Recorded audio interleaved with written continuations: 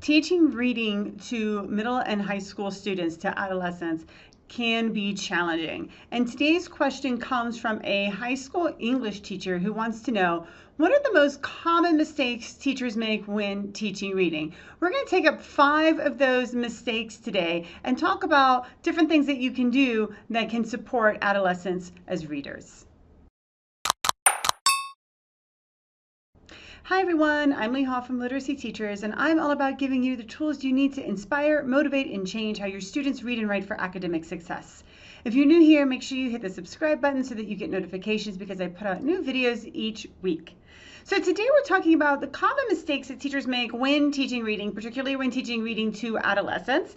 And I'm going to talk about 5 of them and then give you an alternative to each one, all right? So first up is a really common one. It spans, from first grade on up, and that is round robin reading or popcorn reading. Okay, so this idea that we're going to take turns reading, usually in a very predictable manner, where we're going to go up and down the rows or around in a circle. Everybody's going to read, 1 paragraph or 2 paragraphs, and then we'll go to the next person.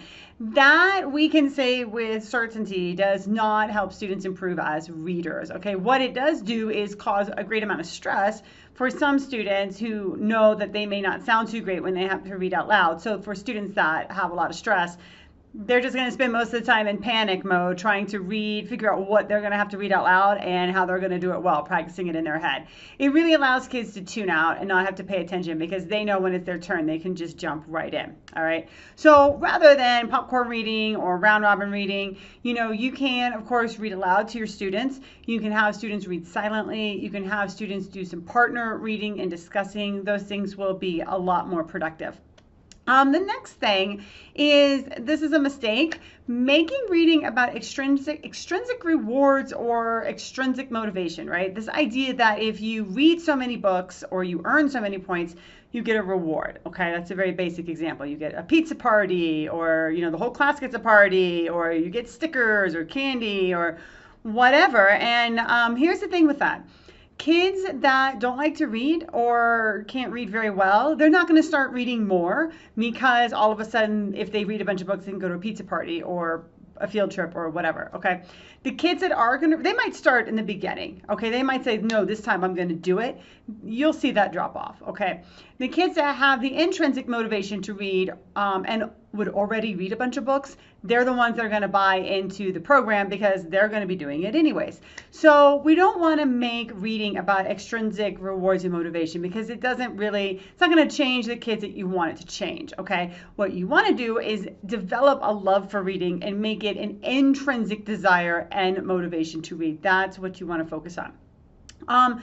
Following up with that, the third mistake that teachers sometimes make is assigning reading as a punishment. So for example, I was once on a field trip and I heard a teacher say, if you can't behave, right, I'm going to send you back to the bus, and I have brought a bag of books, and he had picked up books that he thought were like super boring and uninteresting. And he's like, if you can't behave, you're going to go back and you're going to sit on the bus and you're going to have to read a book that I choose from you from this bag, and these are not good books. So we don't want to be doing things where, if you can't behave, if you do or you don't do something, your punishment is reading, any more than you'd want to, make kids write, like Bart Simpson style on the board, right? Like, I will not jump off the roof and land on my sister.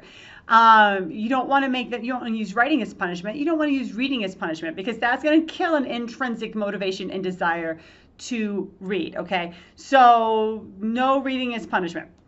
The other thing is, a mistake that sometimes gets made is not connecting reading to learning in meaningful ways. So here's the thing, kids are going to have to read stuff in school that they're not interested in. They're going to have to learn concepts that they're not interested in. And that's just life. Okay. That's just the way it's going to be.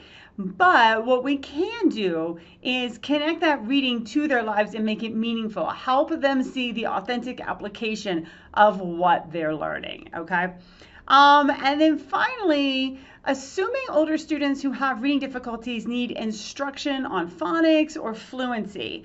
So sometimes we see kids that, teenagers, and they're not very good with reading comprehension. And we think, well, maybe if they had more sort of remedial instruction that's more attuned to what you'd give a first grader or a second grader, maybe that would help.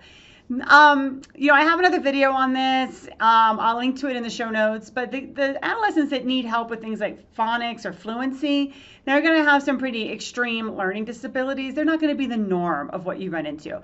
The adolescents that have reading difficulties, they really need help in comprehension, right? So providing them with better and more comprehension instruction, along with opportunities to read more and discuss what they're reading, that's what's going to help them.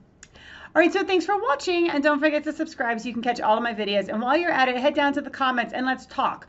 What concerns do you have about how you help students with reading? Are there things that you do that you think maybe you shouldn't be doing, and you want some new ideas, some alternatives to them that you think would help increase students' love and motivation to read? Share that in the comments. Let's talk about it so that we can all help each other move forward with our journey.